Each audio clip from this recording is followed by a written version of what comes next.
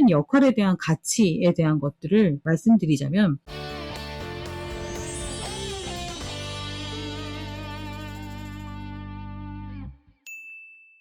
하고 있는 역할에 대한 가치에 대한 것들을 말씀드리자면, 우리가 어떤 일을 하는 일을 하고 계세요? 라고 할 때, 저 같은 경우는 만약에 저는 칫솔질법을 교육하는 일을 합니다. 이렇게 말할 것이냐, 아니면 가치를 불어넣는 대답을 한다면, 환자가 스스로 행동 습관을 바꿔서 치아 건강을 할 수 있는 행동 변화를 교육하는 일을 하고 있습니다. 라는 것으로 바꿀 수 있다라는 거죠. 그리고 저는 스케일링을 하고 있습니다. 라는 일에 대한 얘기를 하는 게 아니라 내 가치, 업무에 대한 가치를 얘기를 할 수 있다면 100세 시대에 치아 건강의 중요한 부분을 담당하는 사람이고 나는 환자의 삶에서 치아 예방을 통해 돕고 있습니다. 라는 것으로 내 일에 대한 가치를 좀 달리 표현할 수 있다라고 얘기를 할 수 있겠습니다. 이렇듯이 지금 하고 있는 일들을 조금 관점을 좀 바꿔서 이제 제가 한번 써봤어요. 제가 이 목적의식, 열정, 강점, 미래 이걸 두고 내 성장에 대한 부분을 김민정은 목적의식을 뭘로 둘 거냐? 나는 치과인들의 행복을 주겠다.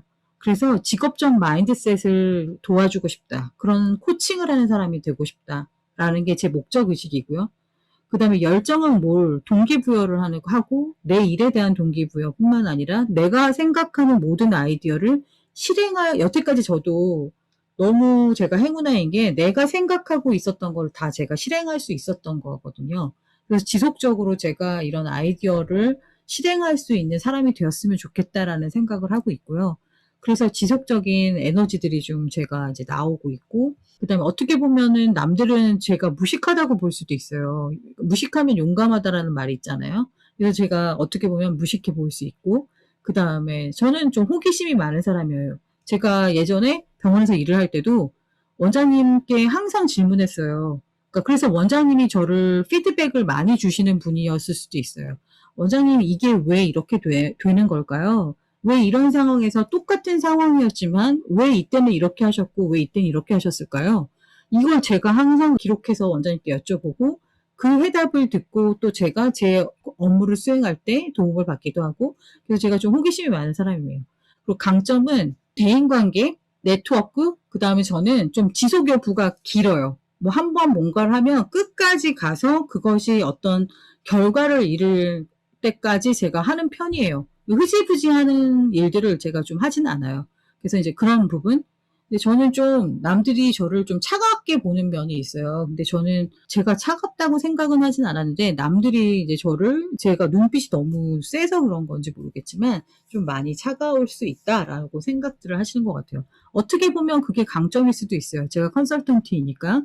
그냥 제가 만약에 가정주부였다면 차가움만을 갖고 있었으면 좀 큰일 날 일이지만 그게 아니라 좀 냉철한 일을 해야 되는, 논리를 전개해야 되는 일들을 할 때는 이게 좀 저한테 도움이 될 수도 있습니다. 그리고 이제 미래에 대한 부분은 제가 디지털 세상에 대한 정확한 이해가 아직 없어요. 이런 이해를 한 이후에 제 업을 다시 새롭게 판을 재구성하고 싶어요. 지금 제가 제 미래에 대한, 제가 제 시간을 투자하고 공부를 하는 영역은 디지털이에요. 그래서 제가 새롭게 어떤 판들을 구성해서 치과객뿐만 아니라 다른 영역에서도 제 일들을 하고 싶은 게 제 앞으로 미래에 대한 생각이고요. 그렇게 해서 그런 사람들과 소통을 하면서 하는 것이 제 미래에 대한 생각입니다. 이렇게 어떤 성장 관리에 이런 역할들을 좀 부여하시고 이것에 따른 내가 무엇을 할 것인지에 대한 목적의식, 열정, 그 다음에 내 강점 뭐고 미래에는 어떻게 내가 해나갈 것이다라는 것들을 좀 적어보는 거죠. 이거 직원들에게도 이제 저희가 이렇게 적어보라고 하고요. 선생님들도 한번 적어보시면 좋을 것 같습니다.